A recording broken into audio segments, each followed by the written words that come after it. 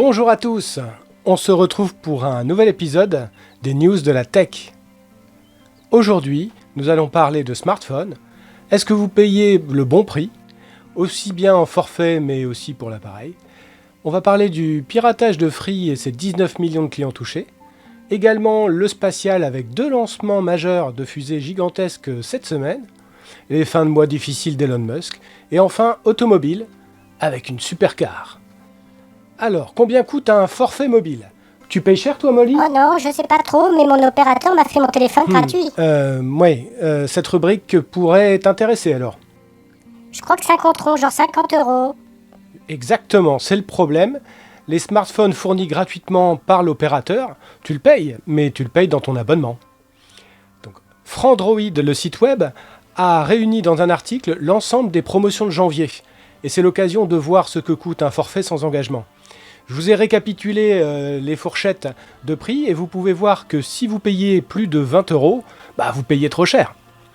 Il y a une nouveauté aussi sur les petits forfaits.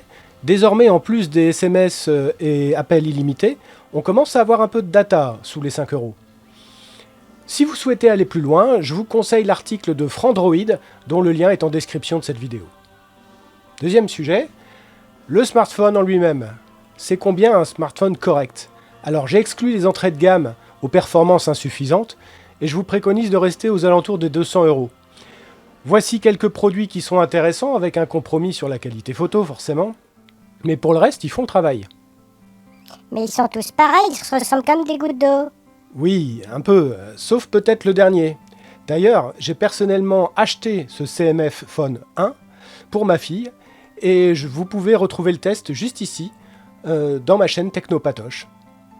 Je vous recommande également le très bon site comparateur Kimovil qui vous permet de faire des recherches multicritères et d'accéder à toutes les caractéristiques, en plus des liens d'achat vers les bons magasins. Lien également en description. Alors, qui a piraté Free et pourquoi?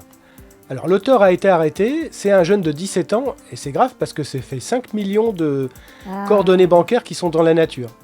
Il a revendu le fichier pour 10 000 € et ceux qui l'ont racheté l'ont revendu plusieurs fois. Et il y a même un échantillon gratuit de 100 000 IBAN qui circule. Donc pas étonnant qu'il y ait une vague d'escroquerie massive depuis novembre. Et ça cible spécifiquement les clients Free. Deuxième point tout aussi navrant, c'est un récidiviste. 4 mois avant, il avait été arrêté pour des faits similaires. Bon. En fin de compte, si vous êtes client de Free, ce que ça dit, c'est qu'un simple IBAN, ça permet de faire des opérations, quoi qu'en disent les opérateurs et quoi qu'en disent les banques. Donc, beaucoup de personnes sont touchées. Oh non, et mes croquettes, elles sont pas... Elles sont pas en banque, tes croquettes. Si, elles sont en banque, dans un coffre. Oh t'auras pas de problème alors. Ouf. Et voici maintenant un nouvel épisode des milliardaires de l'espace. Alors, bravo à Molly. Pour son infographie, on regarde. Bon, Pixar n'a qu'à bien se tenir. J'ai passé toute ma semaine, ça vaut son pesant de croquettes. Oui. Alors, bon, tout d'abord, Jeff Bezos, qui n'avait pas de grosse fusée contrairement à Elon Musk. La chouma. Oui, fallait réparer tout ça, et le lancement a eu lieu cette semaine. Un décollage depuis la Floride, à Cap Canaveral. On regarde les images. Alors c'est impressionnant comme toujours. Cette fois-ci, il brûle un carburant à base de méthane. Ah oui, le gaz des proutes. Oui, en quelque sorte. En principe, c'est un carburant qui est plus écologique. Tu vas quand même pas dire que c'est écolo cette fusée géante. Non, effectivement. Déjà que prendre la voiture, c'est pas écolo, l'avion encore moins, mais alors là, on est sur un autre niveau. Bref, objectif atteint en termes d'orbite, mais la récupération du premier étage a été un échec. Ah, pas vraiment écolo alors. Le même jour, mais au Texas, a décollé la version 2 du Starship, le vaisseau d'Elon Musk, qui devrait un jour atteindre la Lune, voire plus. Cette fois, le booster a bien été récupéré, avec des images toujours aussi hallucinantes.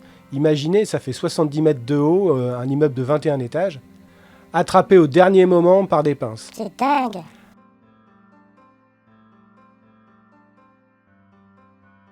Alors, malheureusement, le Starship lui-même, il a été désintégré dans l'atmosphère. Oh, comme c'est beau. Un beau feu d'artifice. Oui, heureusement qu'il n'y avait personne à bord des Starship et espérons que les tonnes d'acier qui retombent n'ont blessé personne. Pour le gâchis financier et ce que ça représente, ne soyez pas trop inquiets pour Elon Musk. Ce dernier essaie de récupérer un bonus de 56 milliards, j'ai bien dit milliards, hein, pas millions, milliards. Début décembre, une juridiction du Delaware avait confirmé l'annulation du plan de rémunération incluant ces 56 milliards, même si c'était conforme à ce qui avait été convenu en 2018. Oh, un plus bonus. Donc il revient à la charge, Elon Musk, en déposant un recours à la Cour suprême du Delaware. Vas-y Elon, les milliards, ça fait beaucoup de croquettes. Oui, beaucoup. Autre sujet, automobile. La supercar BYD U9 agite l'Internet.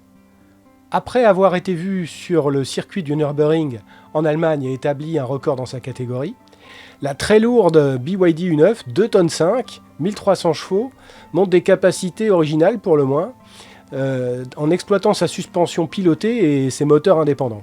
Mais à quoi ça sert tout ça? Ah, tu vas voir. La voiture peut littéralement sauter. Non.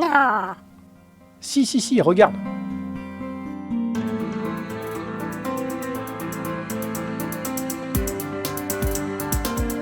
Oh mais c'est incroyable.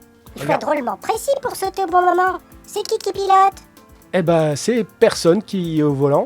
Enfin, certainement les ingénieurs qui l'ont programmé et qui assistent et qui supervisent. C'est d'ailleurs écrit en chinois à la fin de la vidéo.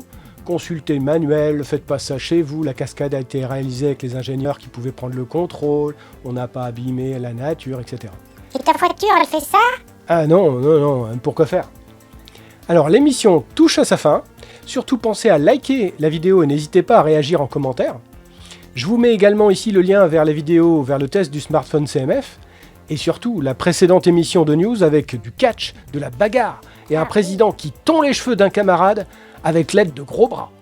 Voilà, bonne semaine et surtout, restez cool. Au revoir.